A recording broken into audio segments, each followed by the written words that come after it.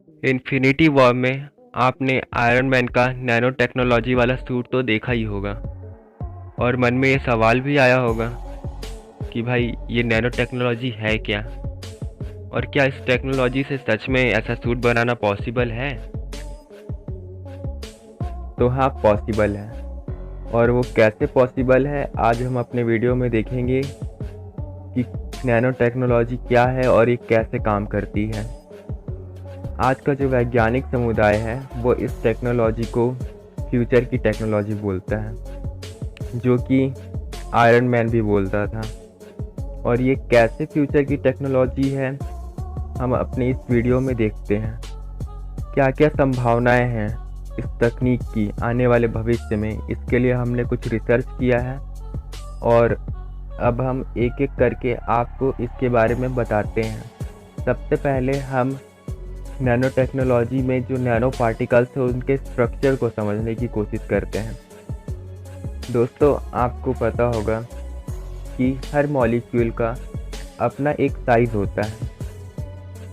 10⁻³ यानी जो mini scale पर हम लोग नापते हैं उसको मिनी स्केल या मैक्रो स्केल भी कहते हैं।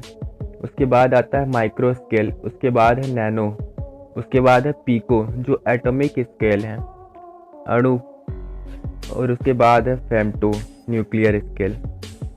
आप समझ रहे हैं, ऊपर से हम लोग नीचे की तरफ जा रहे हैं।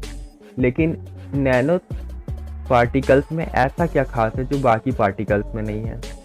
तो दोस्तों, जो नैनो पार्टिकल्स होता है वो अपने जो मूल पदार्थ है उससे वो दूसरे प्रकार की गुण रखता है। जैसे जो चांदी है, चांदी का जो एक टुकड़ा है, अगर हम लोग उसका नैनो पार्टिकल लेते हैं तो उसकी जो क्वालिटी होगी, उसके जो गुण होंगे वो पूरी तरीके से चांदी से बिल्कुल अलग होंगे।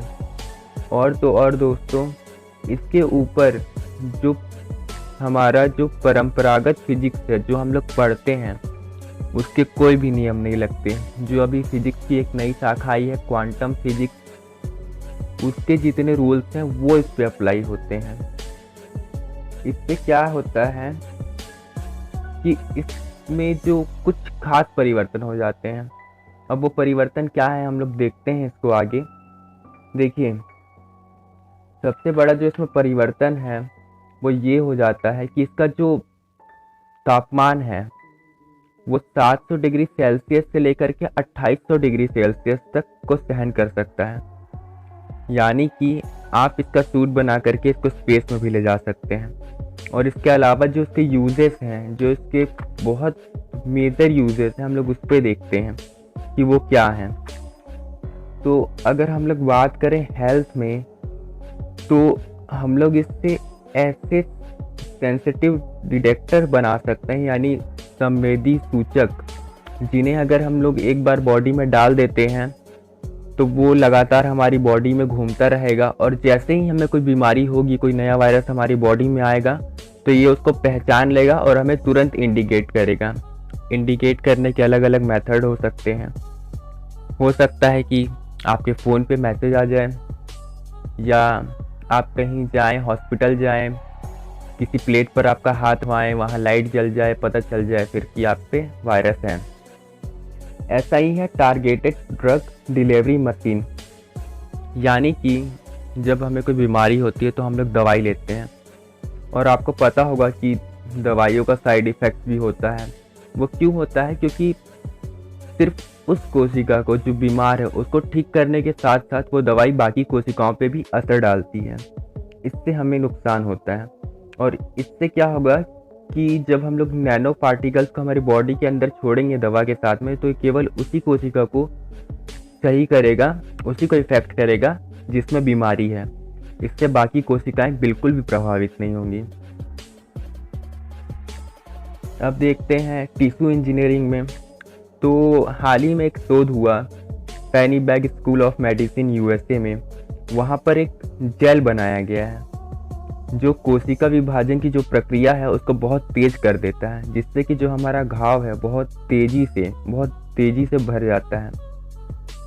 और जैसे कि आज के टाइम पे हम लोग कोरोना वायरस से जूझ रहे हैं, कोविड-19 से, तो जाहिर सी बात है कि पर्यावरण के साथ छेड़छाड़ और ऐसे कई मुद्दे, जलवायु परिवर्तन, ग्लोबल वार्मिंग सामने आते रहते हैं। तो नैनो पार्टिकल इसमें भी बहुत ज़्यादा मददगार है। वो कहते हैं कि हम लोग इससे सोलर एनर्जी का उत्पादन भी कर सकते हैं और काफ़ी ज़्यादा मात्रा में कर सकते हैं।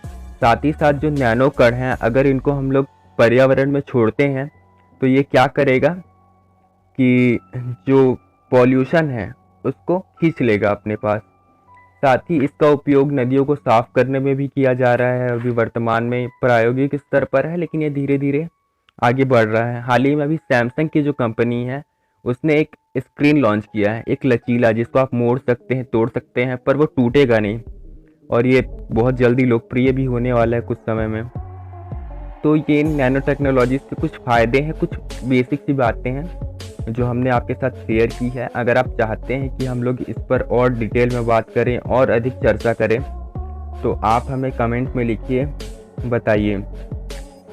और इसके अलावा किसी भी विषय से, अगर आप किसी भी विषय के बारे में कोई भी जानकारी चाहते हैं तो आप हमसे संपर्क करें। अगर आपको हमारा वीडियो पसंद आता है तो मुस्कुराइए, वीडियो को लाइक करें, सब्सक्राइब करिए और शेयर करिए।